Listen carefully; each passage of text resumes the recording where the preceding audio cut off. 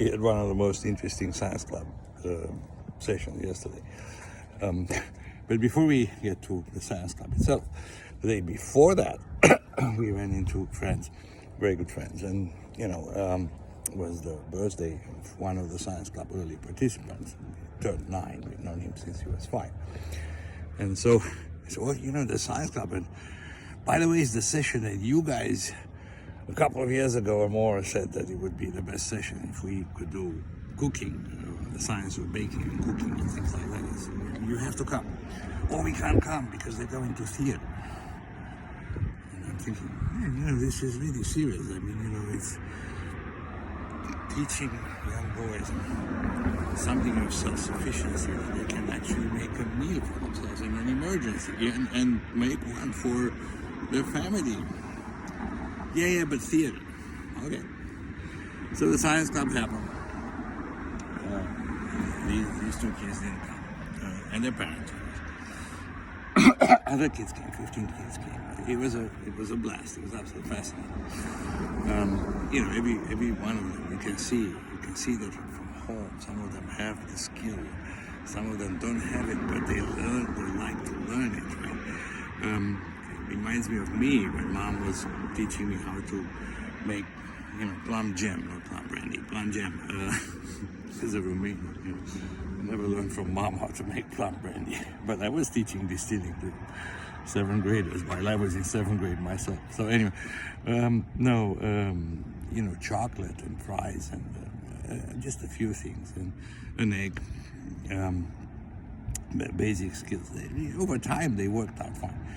And my contention is that oftentimes, you have to learn not the decision between the science club and theater, but how to make decisions in a fashion in which the continuation of those decisions made better, made well every time leads in a different place, right?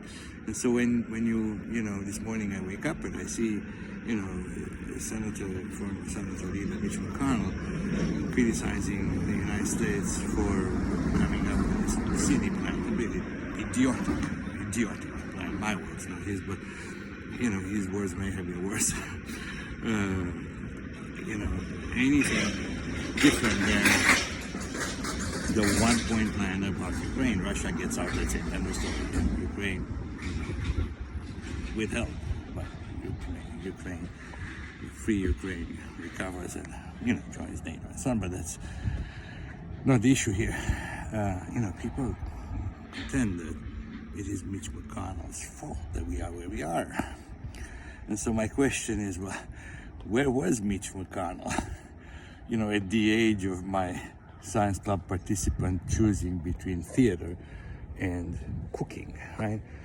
Not the same decision, but similar in scope, right? Where was Mitch McConnell in every decision since, right? And so how was it that he learned how to make those decisions? Does that work for all of us, right? So in other words, when you